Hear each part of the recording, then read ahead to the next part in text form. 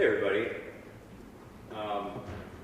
My name's John. Can you guys hear me all right? It's after lunch, you're all asleep. You got the total sugar high going here.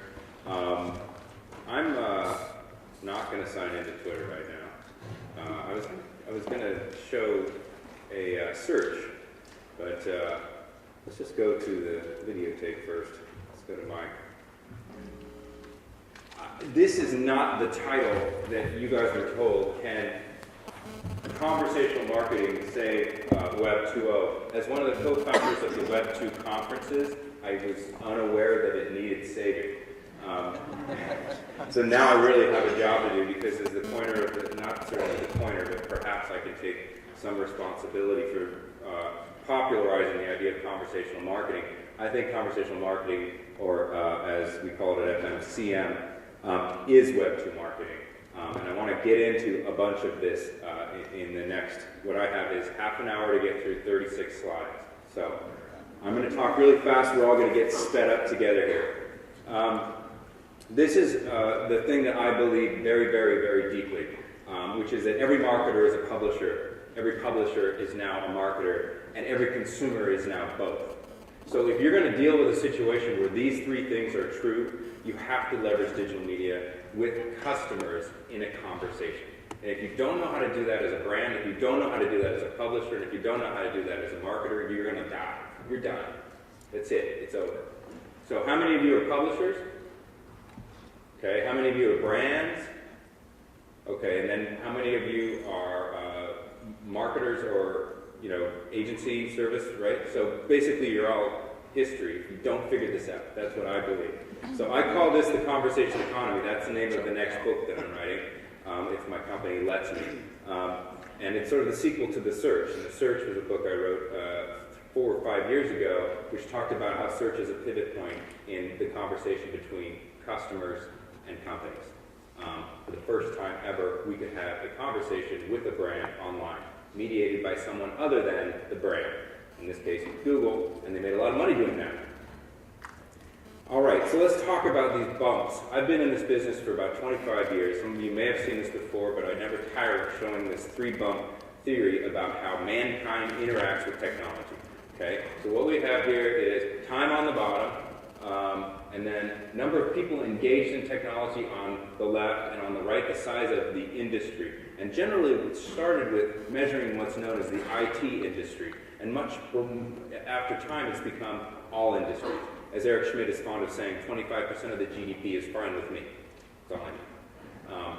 So if Google could just get to that size, then everything would be cool. But let's start with the first IT industry. You guys remember mainframes? Did anyone used to program in COBOL? Check you out. All right. In the 70s and 60s, we digitized the back office of big companies, right? And big company back offices became digital. Accounting, payroll, inventory, all the hard stuff became digital. And it was put on mainframes, and you had to have a conversation with that machine in order to do that. In order to do it, you had to learn a language, that language like COBOL or Fortran or some Unix subsystem or whatever. And it had an interface, right? And that interface to that conversation with that machine, in which we took our back offices and made them digital so we could have conversations with them, was a command prompt interface, right? It was really hard for me to actually find a Fortran picture on Google Images, so I just used the C prompt because it's pretty much the direct descendant of Fortran. And then in the 80s, of course, we all got machines on our desk, and we all became knowledge workers, and we all started having conversations with those machines, but we weren't all Fortran programmers, so we needed a better interface to have that conversation, right? And what was that interface? Well, I give Apple credit, but we all know it was Windows at 1, right? But basically, I call this the hunt and poke interface, right? Where you have like something in your hand, and you go around and you say, I want that. And then something happens, and then you go, that, and then something else happens. That's way better than learning a foreign language called Fortran, which actually isn't grammatical. It doesn't map to your native tongue of English or whatever your native tongue is, right? Much better. The hunt and poke interface. That's also called the I'm lost in a foreign country interface. And you're like, you can't really speak fluent language, but at least you can gesticulate, right? And that was fine. It got us a much bigger industry, a lot more people engaged with computers, a lot more involved in computer-mediated media, right? And the industries, the HPs and Intels and the Microsofts and the Apples all came during that time, and it became a big deal, and the computer became the man of the year on the cover of Time magazine, remember that? And that's all cool, but what happens when you take all the data on the back side of your business, on the back office side of your business, and all the data in the front office of your business, all the knowledge worker data, all the crunching of all the back office and the sharing of memos, take all that data, turn it inside out, and make it available to your customers, right? That's what, of course, happened with the web, right? We started having conversations at scale with our customers, and in the first iteration, which was the late 1990s when I ran a magazine called The Industry Standard, if any of you remember it, thank you very much. Yes. It didn't quite scale. You know, I wasn't talking about the standard, but that was true too. We didn't get there, and the reason was because all of a sudden every customer could talk to every company, and no company was ready for the conversation, right? But we started to get a new interface about the turn of the century, and that interface, I argue, is search. This is the first time we have ever been able to have a conversation in our own natural language, using natural language phrases with a machine. People don't see search that way, but that's the way I see it. But I went to Berkeley and was up late, you know, thinking about stuff.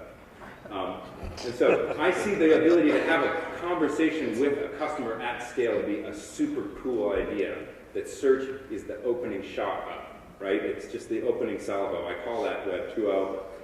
The nice thing is we're about to get another breakthrough, I think. We're about to have another interface leap. And if I knew what it was, I would start a company there. So I don't know what it is, but I have some ideas, and we're going to talk about that. So we remember DOS. When you put, what do you put in here? If you guys are a Fortran programmer, what did you put in right here?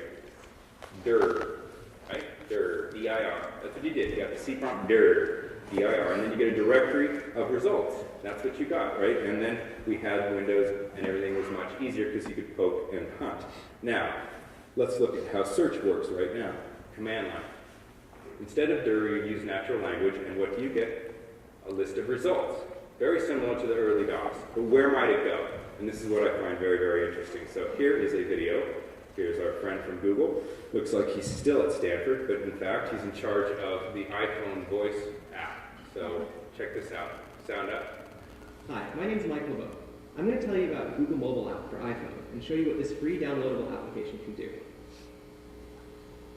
Pictures of the Golden Gate Bridge at sunset. Cool, right? Google search results just by talking into your phone. Cool. So, and he goes on, but we don't have time.